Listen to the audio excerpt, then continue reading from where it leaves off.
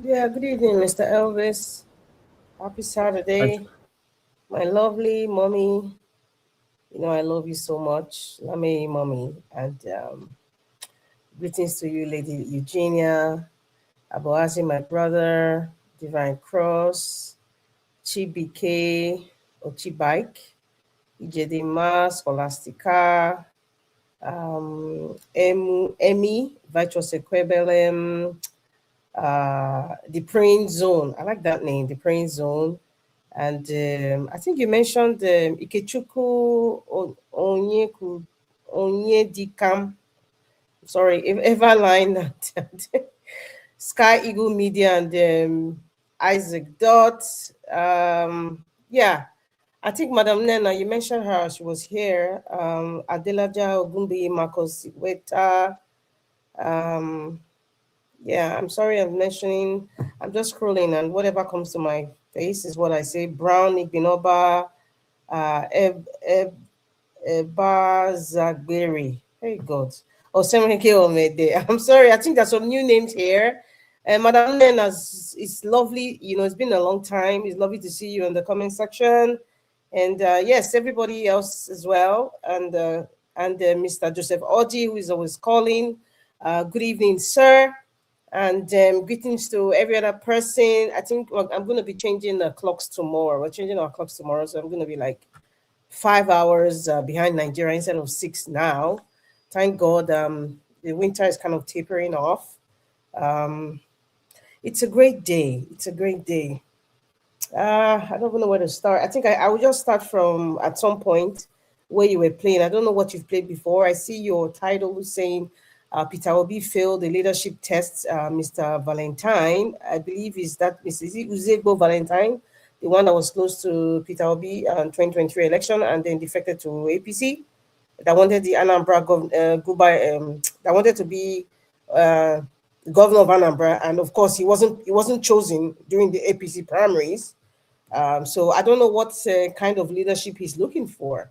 If he says Peter Obi lacks the leadership he's looking for, and then that prompted him to go to the APC where he felt there was perhaps the kind of leadership he was looking for. Well, we are still yet to see that. And there's something similar, with this comment. I don't know the text, the context of what he's or where he said that, but there's something similar to what he's saying now, and it's kind of similar to what was this our former actor? I forgot his name now. Can somebody remind me? Mr. Elvis, your friend, who left, who is supporting Atiku right now. Um, I'm trying to remember his name, but I think everybody knows who I'm talking about. The eloquent, actor. Anyway, I think because he was also complaining about the leadership of Peter Obi, and he wanted somebody who was vivacious, not just being erudite, but vivacious and vicious and more active. But he wasn't seeing that. Kenneth Okonkwo, yes, he wasn't seeing that in Peter Obi. So that's also kind of complaining about Peter Obi's leadership. And Valentine Ozigbo, of course, based on what your statement is saying, that was what was lacking. Perhaps that's what prompted them, to leave and not support Peter Obi anymore. But you know what? To each unto his own. Everybody has the perception of what the kind of leader that they want. Some people want a leader that physically fights. Some people who want leaders who are very vivacious, like Donald Trump. Some people want a leader like Obama or somebody like Peter Obi. Some people also want a leader like Bola Ahmed Tinubu. So human beings were dynamic and we have different taste buds.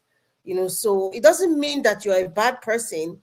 You have selected that taste bud because you feel, for some reason or the other, best known to you, that is what makes you comfortable. So Peter Obi's style of leadership, I still like it. I believe he can improve, just like every other human being. You can improve when you listen to others. You know the people that want you to be a better person, and then you can improve as well. I need advice. Mr. Elvis needs advice. Nobody's perfect. Every day is a learning curve for me. At least for me, let me speak for myself. Every day I learn every day. I have learned a lot immensely from joining, Nigeria Watch Media. I have learned a lot from a lot of people, and you might not even believe it. There's some of you that have actually taught me some things. I'm like, wow, this is what happens when you are open-minded and you're open to learn things and also take criticism, not in a bad light that they hate you. Like I always say, I'm not looking for who to like me. As a matter of fact, when you don't even like me, it's better. So you can critique me more, and that will also make me better. I don't want you to like me. I'm not looking for followership. I'm not looking for somebody to love me. I'm not looking for a fan base, as a matter of fact. I just want you to learn to be a better person. And if my delivery is not suited to you, I expect you to tell me where you feel you're not comfortable with my delivery. Perhaps your style is different from mine, but insulting insulting me, and this is, you're just giving me more fuel to talk more. So, I appreciate everybody, and I believe nobody is everybody is redeemable at some point. Yes, everybody, nobody is useless. Mr. Elvis just spoke about something. I'm not deflecting from the topic, it's still part of it. Mr. Elvis spoke about something, that there's a lot of people that have talents. There's a lot of people in the grave now who had talents, but they refuse to share it. But it's gone. When it's gone, it's gone. So if you have talent, or if you're upset before, maybe because of the way I spoke to you, I'm apologizing. In the past, I don't believe I upset anybody, but if you feel I did, I'm apologizing. And I want you to come here. Like I keep talking about Mr. Johnson Emmanuel. I want Mr. Johnson Emmanuel, who has been on the panel. He comes in every other day, and he comes on the comment section at least every other day, but he hasn't come to the panel. And I really love it if Mr. Johnson Emmanuel would come. I don't know you, but based on the comments that you make, some make sense, some I disagree with. But if you come to the panel, we need new people. This 2026, we're going into a different dispensation. Even Lady Eugenia, I think you've called one time. Well, calling, that's fine. But there's some people here, like Vitus Ekwebelem, you've never called, you've never been on the panel. Everline, I would love it if you come. I'm assuming you're a lady as well. Michael Okata, it will be delightful to have you here. Divine Cross, and I'm missing Madam Ame Bright, Adelaja Ogumbi, I think he was here, he used to come, correct me if I'm wrong, and Mr. Isaac Dot. Yeah, Delaja Ogobi is here with us today. Yeah, I mean, I'm talking about these people. We want to hear you speak. We want to hear your thoughts. It would be lovely if the panel is filled up every day. I know everybody can't be here every day. I'm not here every day. I try to. Even sometimes I try to be on the panel and just stay on the comment section. But, all these names I'm calling, Virtuous Equivalent, Scholastica, Aboazi, and look at her, Aboazi has come here one time. Divine Cross, Osemege Omede. I would love you to come here, sir. I would love it if you come to the panel. I would love it. It would be lovely. Paddy Moggy, it would be amazing if you come here, ma. Because I'm assuming you're a woman as well. Emmy, I mean, there's a plethora of talents out there. There's a plethora of people who have, who are very eloquent, who have a lot of information, who can teach me, teach other people, inspire other people. Please try to come to the panel. Your voice, even if you feel that you have a tiny voice, it's okay. I would increase my volume. Or you cannot speak even your language, and there can be an interpreter. Or you can even just go down to the basic pidgin English. It would be amazing. Just hearing you guys, different opinions, your thoughts, just come out here. Don't allow your talents to waste. Some of you think you're not a good speaker, even if you stutter or you stammer. It's okay. It's just a human thing. And we will still want to hear what you have to say, because you have something good to deliver. Nobody is useless. You are not a mistake. I keep preaching this. Nobody's a mistake. Please, Ijedima, your name is just flashing on my screen now. Please, if you could come to the panel, even if you can come and take 3 minutes or just come once, and then we can switch to the next person, it will be amazing. It will be amazing, because when we keep hearing the same voices all the time, it becomes monotonous. We don't want to be kind of repetitive with my voice. I know some people might not like my voice. It's not my fault. That's how I was created. But it would be lovely if we hear different, dynamic, wonderful people, especially those in the comment section. Choose one day to say, you know what, I'm coming out. I'm going to spend 3 minutes before I go back to start cooking. I'm just going to speak. Even if you're in Nigeria, you're listening to me, all the wonderful people in Nigeria sacrificing your airtime and your money to even listen to us and put your input. Tell us what is going on. What do you think we should do? How do you think we can improve, in our broadcast, or what do you want to hear from us? Please, it's not just listening. We all have to participate. We all have to participate in making sure that Nigeria is better than the way it is today. It's a collective. It's a we. It is not a I. It is we. So I really appreciate you. Today's March is a month of appreciation, but we appreciate each other here every day, all year round. But I'm just trying to urge Mr. Elvis, please, thank you for the time. Just urging everybody, those of you in the comment section, come to the panel. If you know you've missed the link, ask for the link. Mr. Elvis will put the link out there. Please, or you can call. The more people come here, the more opinions we hear, the more we are learning every day. And I think the more the ideas of, if you're an obedient, that people want to hear your ideas, because we all think differently. And I want to say, I really love you all and appreciate you all. But, I love my mommy, more than anybody here. I'm sorry. That's just how I am. I just say it the way it is. I don't hide my feelings. And that's it. Now, going back to what's going on in Nigeria, it's really embarrassing. Everybody's embarrassed. Everybody's irritated. Everybody's kind of upset. Everybody's disappointed about the display, the utter disgusting, vile display that Daniel Bwala displayed on an international scene. In fact, to the entire world. Yes, to the entire world. I have been pondering, what is all this about? At the end of the day, it's really not about Daniel Bwala. There's a plethora of Daniel Bwala's all over, just like one of the guys that Mr. Elvis Plate said. It's really not about Daniel Bwala. Daniel Bwala just validated what Nigerians have been crying, what we have been saying on this panel about the Nigerian economy. He just kind of validated our cry. He validated what Nnamdi Kanu was saying, what every other person who loves Nigeria and who identifies the intimidation and the trepidation of what Nigeria is going through today. He just amplified it and validated our cries. It's really not about Daniel Bwala. For me personally, I have seen so many posts, people send me on WhatsApp, Mr. Elvis, I watch it in the internet, about that interview. I feel it kind of stains the fabric of the Nigerian society in entirety. Take it all, whether you live in, not just the society, Nigeria, Nigerians. And people would look at us like, is this how you guys are?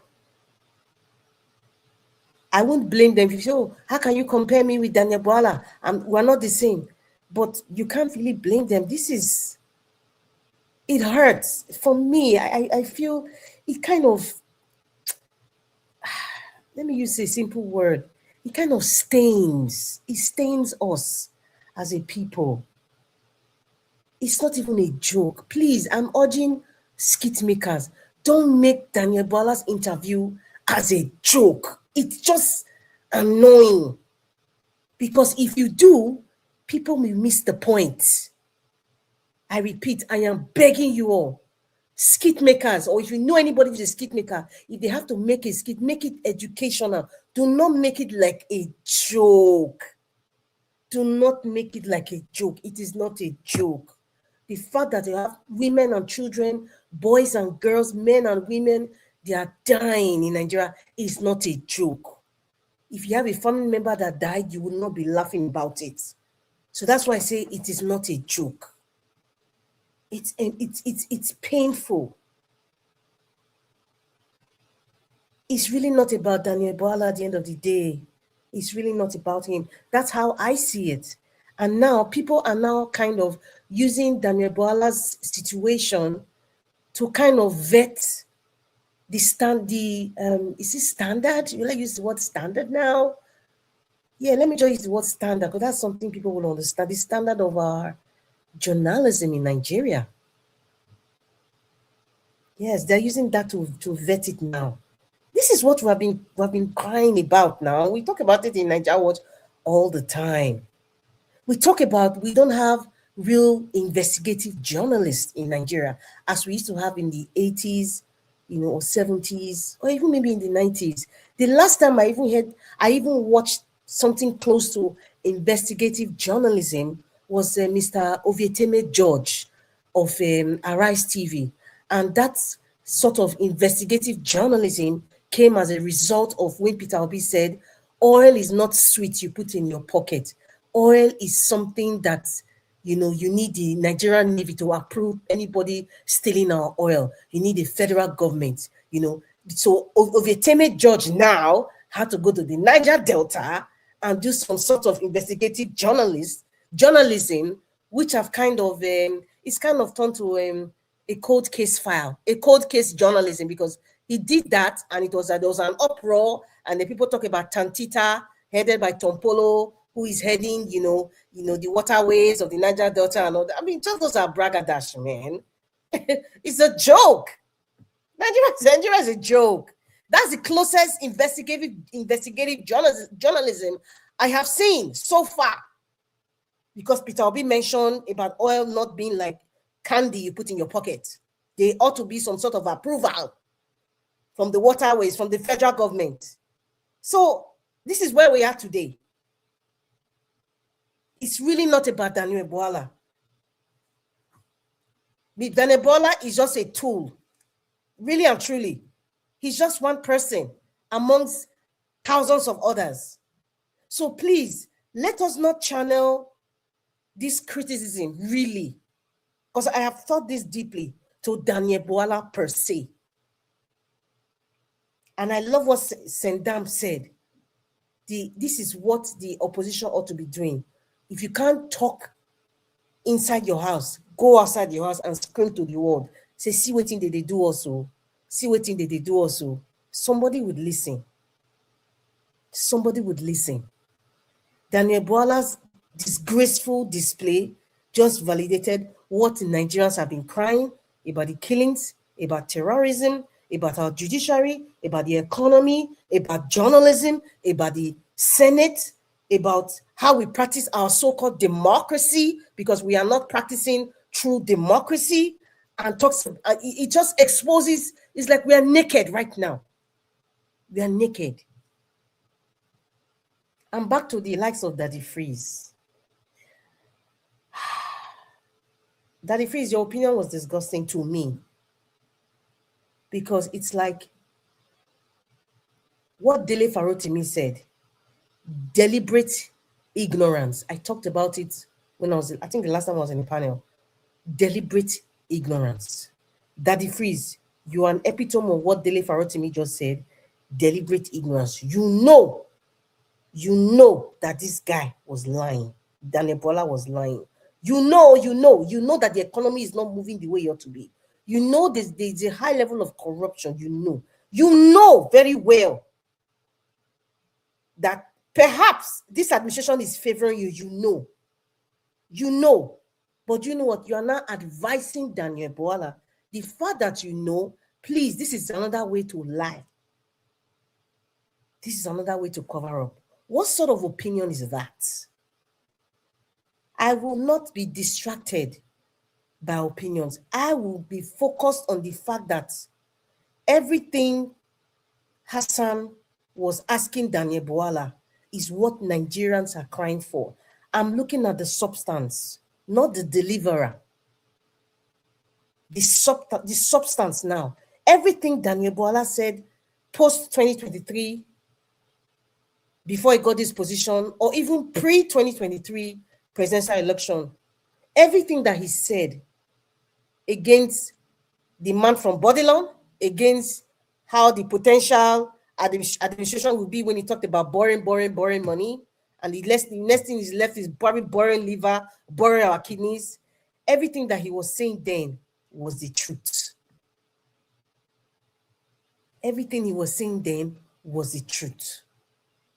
So that is what I have chosen to stick to, the substance of the matter. Because Nigerians, as they want to make a skit out of it or make a cartoon out of it, we just focus on Daniel Bwala as a person, forgetting that the things that he was saying is what is actually affecting us. And that's why we are crying today. And that's why we have the likes of Mama P talking and Mr. Najawat coming here every day to talk about the economy, the politics, what is going on. So please, let us not be distracted. Let us look at the substance that made Daniel Bwala come out to disgrace himself. The substance that made Daniel Bwala come out to disgrace himself. Yes, the substance that made Daniel Bwala come out to disgrace himself. That's what we should focus on. I would not even be, Daddy Freeze even made one statement like, the only person that has no stain is sorrow. I'm like, Holy Mother Mary of Jesus Christ of Nazareth. Like, seriously? Daddy Freeze, you lied against Peter Obi. Let us not start dragging that. Oh. You lied against Peter Obi and said Peter Obi worked for Abacha government. You lied. You lied, Daddy Freeze. You lied. You are a stain unto yourself. And Shore has stains, in case you don't know.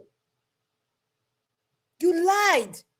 Peter Obi never worked for Abacha government.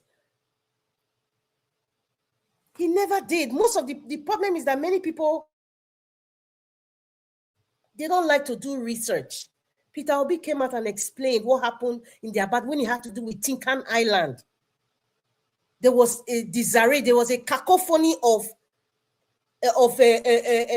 different containers.